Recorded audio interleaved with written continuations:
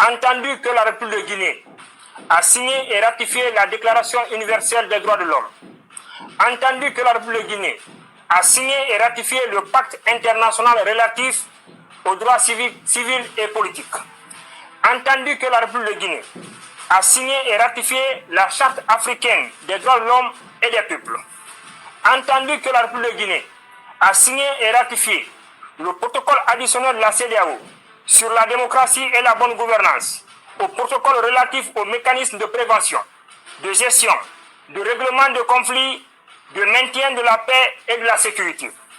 Constatant la complicité du parquet général de Conakry sous l'enlèvement, la séquestration et la torture des deux leaders du FNDC, constatant l'instrumentalisation de la justice contre les acteurs de la société civile et des partis politiques qui dénoncent la conduite dangereuse de la transition en cours, entendu que l'article 1er du dit protocole additionnel de la CEDEAO consacre l'indépendance de la justice dans la conduite des dossiers et le prononcé des décisions, que malheureusement, les magistrats du parquet général de Conakry ont trahi leur serment en tant que complices de l'enlèvement, de la séquestration et de la torture sur des honnêtes citoyens par des menaces en exécution des instructions de M. Mamadi Doumbouya et de ses ministres, en particulier le ministre de la Justice, Garde des Sceaux, que par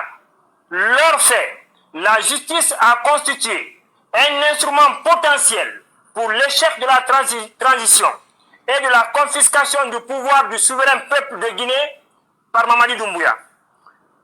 Que ces personnes constituent de nos jours un danger potentiel pour le peuple de Guinée, que dès lors, il convient de les répertorier pour le bonheur du peuple de Guinée en vue d'éventuelles poursuites judiciaires. Que les personnes dont les prénoms et noms suivent ont été des auteurs potentiels de l'enlèvement, la séquestration et la torture de deux honnêtes citoyens et de la violation des droits de l'homme en vue de garantir à M. Mamadi Doumbouya son maintien illégal au pouvoir. Que cette répression et restriction de l'espace civique et politique a plongé le pays dans une situation désastreuse sans précédent. Qu'ils ont, à travers des fraudes, propagande, mensonges, intimidation, interpellation, enlèvement, détention arbitraire, complot, traitement inhumain et dégradant, favorisé dans le sang et dans la douleur, la descente aux enfers de notre chère patrie. Que leur agissement les disqualifie indéfiniment des valeurs cardinales de notre chère patrie. Entendu que les personnes ci-dessous nommées sont indubitablement responsables du sort des deux leaders du FNDC, que par leur comportement, la Guinée a failli à ses obligations internationales en matière de démocratie et de droits de l'homme, qu'ils ont plongé la Guinée dans une crise qui la rend fragile à la stabilité sociale, qu'il est logique et même nécessaire de porter à la connaissance de la communauté internationale et des organismes de défense des droits de l'homme ces graves violations des droits de l'homme et leurs auteurs. En conséquence, les personnes figurant sur la liste ci-jointe doivent être tenues responsables de l'enlèvement, de la séquestration et de la torture de deux honnêtes citoyens qui sont Fonike Mangue, coordinateur national du FNDC, et Mamadou Biloba, responsable des antennes et de l'organisation. Il est à rappeler que ce travail a pour but de mettre à la disposition des juridictions internationales pour les fins de poursuites judiciaires, des institutions internationales de défense des droits de l'homme et des sorcelleries occidentales, les cerveaux qui ont enlevé, séquestré et torturé les deux leaders du FNDC et qui travaillent afin que ce pays puisse tomber dans le chaos à travers les faits et gestes soutenus par des preuves irréfutables. À liste des cerveaux de l'enlèvement, de la séquestration et de la torture de Fonke-Mangué et de Biloba. 1. Général Mamadi Doumbouya, président du CNRD. 2. Général Amara Kamara, ministre secrétaire général à la présidence de la République. 3.